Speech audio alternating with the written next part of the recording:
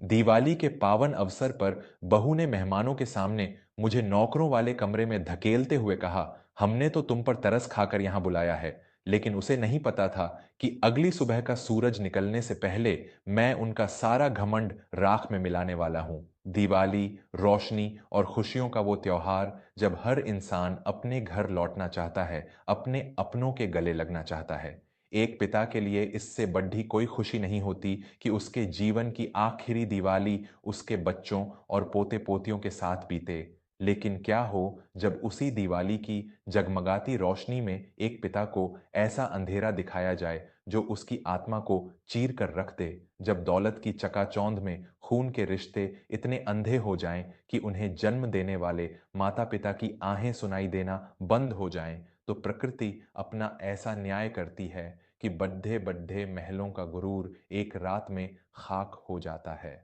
आज की यह कहानी एक ऐसे ही स्वाभिमानी पिता के टूटे हुए दिल और उनके उस खामोश प्रहार की दास्तान है जिसने लालच के सबसे ऊंचे सिंहासन को दिवाली की रात ही भस्म कर दिया। भवानी शंकर जी एक बहुत ही साधारण, उसूलों वाले और शांत स्वभाव के व्यक्ति थे। उनकी पूरी जिंदगी अपने गांव की एक छोटी सी कपड़ीढ़े की दुकान और अपनी पुश्तैनी जमीन के इर्द गिर्द सिमटी हुई थी। उनकी पत्नी सुधा का देहांत कई साल पहले हो चुका था। भवानी शंकर जी ने अपना पेट काटकर, अपनी पत्नी के आखिरी गहने बेचकर, अपने इकलौते बेटे निरंजन को शहर के एक बड़े कॉलेज में पढ़ाया था। निरंजन आज शहर का एक बहुत बड़ा निर्यातक, एक्सपोर्टर बन चुका था। उसका विवाह कृतिका नाम की एक लड्ढकी से हुआ था जो पूरी तरह से आधुनिकता और दिखावे की दुनिया में जीती थी। भवानी शंकर जी गांव में अकेले रहते थे। कई सालों से निरंजन ने दिवाली पर कभी अपने पिता को शहर नहीं बुलाया था। लेकिन इस साल दिवाली से ठीक 2 दिन पहले निरंजन का फोन आया और उसने बहुत ही जोर देकर भवानी शंकर जी को शहर अपने घर आने का न्योता दिया। भवानी शंकर जी का दिल खुशी से भर गया। उन्हें लगा कि शायद उनके बेटे को अपने पिता की याद आ गई है। उन्होंने अपने हाथों से निरंजन और अपने छोटे से पोते के लिए बेसन के लड्डू बनाए, अपने सबसे साफ सूती कपड़े पहने और शहर की बस पकड़ दे चली। जब भवानी शंकर जी निरंजन के उस आलीशान बंगले पर पहुंचे तो वहां का नजारा देखकर उनकी आंखें फटी रह गईं। पूरा घर करोधों की विदेशी लाइटों और फूलों से सजा हुआ था। नौकर चाकर इधर उधर भाग रहे थे। भवानी शंकर जी ने मुस्कुराते हुए घर में कदम रखा, लेकिन निरंजन और कृतिका के चेहरों पर उन्हें देखकर कोई खुशी नहीं थी। शाम का समय हुआ। घर में शहर के बड्ढे बड्ढे रईस, विदेशी निवेशक और नेता आने शुरू हो गए। कृतिका ने लाखों रुपए का डिजाइनर लहंगा पहना हुआ था। भवानी शंकर जी अपने उसी साधारण से सफेद कुर्ते पायजामे में हॉल के एक कोने में खड़े अपने पोते के आने का इंतजार कर रहे थे। तभी कृतिका की नजर उन पर पड़ी। अपने ससुर को उन साधारण कपड़ों में मेहमानों के बीच खद्दा देखकर कृतिका का पारा 7वें आसमान पर चढ़ गया। वह तेजी से उनके पास आई, उनका हाथ बहुत ही बेरुखी से पकड़ा और उन्हें खींचते हुए घर के पिछले हिस्से में बने नौकरों के एक छोटे और अंधेरे कमरे की तरफ ले गई। भवानी शंकर जी हैरान थे। उन्होंने कांपती आवाज में पूछा, बहू, तुम मुझे यहां क्यों ले आई? आज तो दिवाली है। मैं तो बस निरंजन और अपने पोते के साथ मिलकर लक्ष्मी पूजन में बैठना चाहता था। कृतिका ने बहुत ही घृणा भरी नजरों से उन्हें ऊपर से नीचे तक देखा और अत्यंत जहरीले स्वर में कहा, पिताजी, बाहर शहर के सबसे अमीर और ऊंचे रुतबे वाले लोग बैठे हैं। आपके ये गंवारों वाले सूती कपड़े और आपका यह पिद्धापन हमारी इज्जत का तमाशा बना देगा। हमने तो बस आप पर तरस खाकर आपको इस त्योहार पर यहां बुला लिया था क्योंकि गांव के लोग ताने मारते। इसका मतलब यह नहीं कि आप हमारे बराबरी में आकर बैठ जाएं। आप इसी कमरे में रहिए और बाहर आने की कोई जरूरत नहीं है। खाना यहीं भिजवा दूंगी। कृतिका दरवाजा बाहर से बंद करके चली गई। दोस्तों, एक पिता जो अपने बेटे के लिए अपनी पूरी जवानी और अपनी हर खुशी को राख कर देता है, जब उसी पिता को त्योहार के दिन एक अनाथ की तरह नौकरों के कमरे में धकेल दिया जाए, तो उस बूढ़े दिल पर जो चोट लगती है, उसका दर्द दुनिया का कोई शब्द बयां नहीं कर सकता। माता पिता के इस खामोश आंसुओं को अगर आप भी अपने दिल से महसूस करते हैं तो हमारे इस परिवार वर्मा स्टोरीज को अभी सब्सक्राइब करें। आपका एक सब्सक्राइब हमें यह हिम्मत देता है कि हम आज के इस घमंडी समाज को सच्चाई का आईना दिखा सकें। अपने माता पिता के सम्मान के लिए बिना एक पल गंवाए वर्मा स्टोरीज चैनल को सब्सक्राइब जरूर करें ताकि संस्कारों की यह आवाज कभी कमजोर न पड़ डिढ़े। भवानी शंकर जी उस अंधेरे कमरे में जमीन पर बैठ गए। बाहर करोद्दों की आतिशबाजी हो रही थी, लेकिन उनके भीतर एक ऐसा सन्नाटा छा गया था जो मौत से भी ज्यादा खौफनाक था। उन्हें समझ नहीं आ रहा था कि आखिर निरंजन ने उन्हें यहां बुलाया ही क्यों था। अगर वो सिर्फ तरस खा रहे थे तो गांव में भी छौड़ सकते थे। तभी कमरे का दरवाजा खुला। निरंजन अंदर आया। उसके हाथ में कुछ कानूनी दस्तावेज और एक पेन था। उसके चेहरे पर एक बनावटी और चालाक मुस्कान थी। निरंजन ने बहुत ही मीठी आवाज में कहा, पिताजी, बाहर बहुत शोर है ना, आप यहीं आराम कीजिए। दरअसल मेरी कंपनी को आज एक बहुत बड़े विदेशी निवेशक से 50 करोड़ डच रुपए का ठेका मिल रहा है। आज दिवाली के शुभ मुहूर्त पर उसी ठेके पर हस्ताक्षर होने हैं। बस एक छोटी सी समस्या थी। जिस जमीन पर मेरी वो बड्ढी वाली फैक्ट्री बनी है, वो जमीन कानूनी रूप से आज भी आपके नाम पर है। निवेशकों की शर्त है कि उस जमीन का अनापत्ति प्रमाण पत्र, एनओसी और पूरी मिल्कियत, ओनरशिप मेरे नाम पर होनी चाहिए। आप बस इन कागजों पर हस्ताक्षर कर दीजिए ताकि मेरा काम पूरा हो जाए। भवानी शंकर जी की आंखों के सामने छाया हुआ सारा धुंधलका एक ही पल में साफ हो गया। उनके कानों में कृतिका के वो शब्द गूंजने लगे, हमने तो तुम पर तरस खाकर यहां बुलाया है।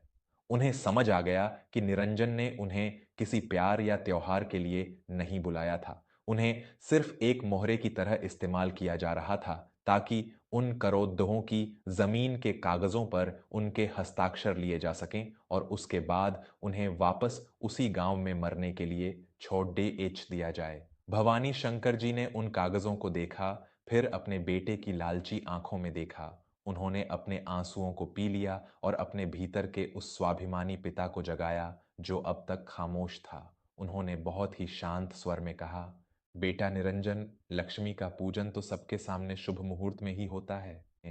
तुम ये कागज लेकर बाहर मेहमानों के साथ बैठो। जब लक्ष्मी पूजन शुरू होगा, मैं वहीं आकर सबके सामने पूरे विधि विधान से इन कागजों पर हस्ताक्षर करूंगा। निरंजन को लगा कि उसका काम हो गया है। वह खुशी खुशी वो कागज लेकर वापस बाहर हॉल में चला गया। निरंजन के जाते ही भवानी शंकर जी ने अपने झोले से अपना पुराना मोबाइल फोन निकाला। उन्होंने अपने बचपन के मित्र और शहर के सबसे बड़े वकीलों में से एक सेठ धर्मदास जी को फोन मिलाया। भवानी शंकर जी ने उन्हें पूरी स्थिति बताई और एक बहुत ही कठोर फैसला लिया।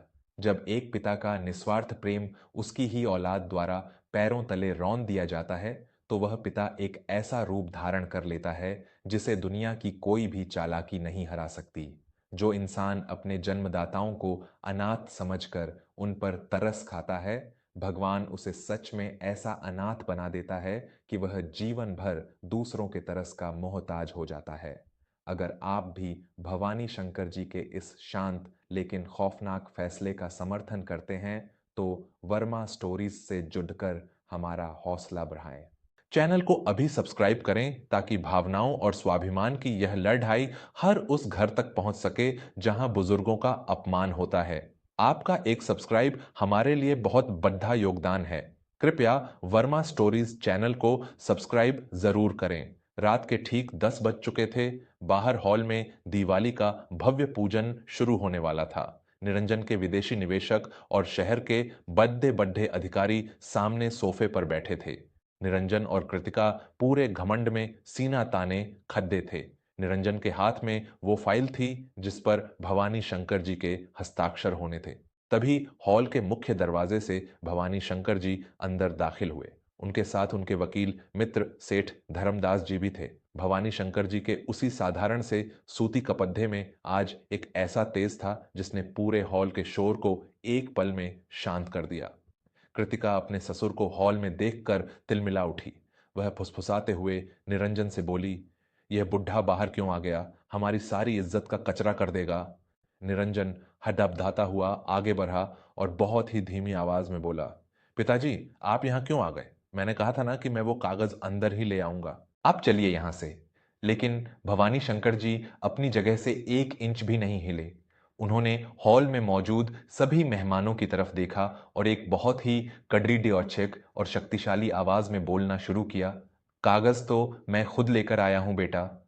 आखिर आज दिवाली है और दिवाली पर तो लक्ष्मी का सही बंटवारा सबके सामने होना ही चाहिए। निरंजन और कृतिका के चेहरों का रंग उड्डे डीएच गया। विदेशी निवेशक भी हैरानी से यह सब देख रहे थे। भवानी शंकर जी ने निवेशकों की तरफ देखते हुए कहा, आप लोग जिस 50 करोड़ डीडीएच के ठेके पर हस्ताक्षर करने जा रहे हैं और जिस फैक्ट्री की जमीन को इस सौदे की गारंटी बनाया जा रहा है, उसका असली मालिक निरंजन नहीं बल्कि मैं हूं।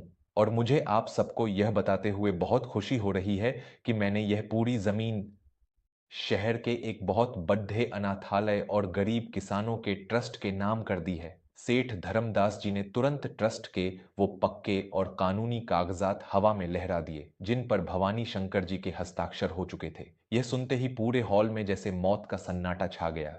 निरंजन के पैरों तले से जमीन पूरी तरह खिसक चुकी थी। उसके हाथ से वो फाइल छूटकर जमीन पर गिर पड़ी। वह हकलाते हुए चिल्लाया, यह ये आप क्या बकवास कर रहे हैं पिताजी? आप मेरी पूरी जिंदगी, मेरा करोड़ों का व्यापार कैसे बर्बाद कर सकते हैं? भवानी शंकर जी चलते हुए निरंजन और कृतिका के बिल्कुल करीब आ गए। उनकी आंखों में अब कोई ममता नहीं, बल्कि एक सर्द सच्चाई थी। उन्होंने दहादते हुए कहा, बकवास नहीं, इंसाफ कर रहा हूं निरंजन। आज शाम तुम्हारी इस घमंडी पत्नी ने मुझे धक्के मारकर नौकरों के कमरे में डालते हुए कहा था कि तुमने मुझ पर तरस खाकर मुझे यहां बुलाया है। मुझे लगा था कि शायद मेरे बेटे के दिल में मेरे लिए कोई जगह बची है, लेकिन सच तो ये था कि तुम्हें मेरी नहीं, मेरे हस्ताक्षरों की जरूरत थी। भवानी शंकर जी ने निवेशकों की तरफ इशारा करते हुए कहा, जो इंसान चंद कागज के टुकड़ों के लिए अपने जन्म देने वाले पिता को एक अनाथ की तरह अंधेरे कमरे में छुपा सकता है, वो इंसान कल को आपके इन करोड़ों रुपयों का क्या सगा होगा? जिसकी नींव ही धोखे और लालच पर टिकी हो, उसका व्यापार कभी सच नहीं हो सकता। विदेशी निवेशक यह सब सुनकर सन्न रह गए। उन्हें निरंजन की नीयत और उसकी असलियत पूरी तरह समझ आ चुकी थी। मुख्य निवेशक ने तुरंत खड़ीढे होकर कहा, निरंजन, आपके साथ व्यापार करना हमारी सबसे बद्धी भूल होती। जिस जमीन पर आपका हैकी ही नहीं है, उसे दिखाकर आपने हमसे धोखा धद्दी की है। हम यह सौदा इसी वक्त रद्द करते हैं। सभी निवेशक और मेहमान तुरंत उस घर से बाहर निकलने लगे। कुछ ही पलों में वो जगमगाता हुआ हॉल एक वीरान खंडहर जैसा लगने लगा। कृतिका, जिसका सारा घमंड चूर चूर हो चुका था, वह रोते हुए भवानी शंकर जी के पैरों में गिर पड़ रही। बाबूजी, हमें माफ कर दीजिए। आप अपने ही बेटे का घर कैसे उजाड़ सकते हैं? हम तो सड्डे-चक पर आ जाएंगे। भवानी शंकर जी ने अपने पैर पीछे खींच ली।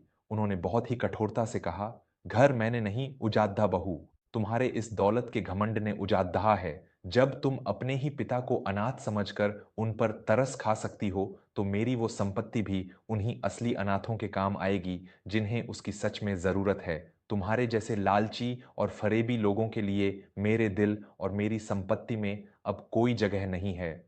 भवानी शंकर जी बिना एक बार पीछे मुद्दे अपने मित्र सेठ धर्मदास के साथ उस जगमगाते लेकिन खोखले महल से बाहर निकल गए।